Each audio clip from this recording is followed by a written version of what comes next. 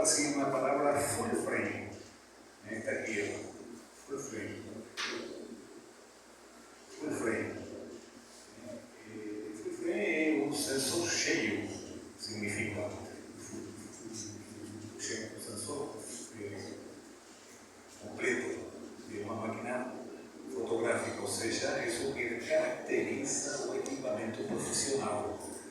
Mas, assim, eu coloquei essa palavra full frame, aí cabe a cada um pesquisar mais até onde chega essa palavra, o que quer dizer, por que full frame, qual é o tamanho de um sensor full frame. Eu não posso parar para explicar, porque eu ia passar a manhã inteira falando sobre um sensor full frame, mas daí, né, cabe a cada um pesquisar mais.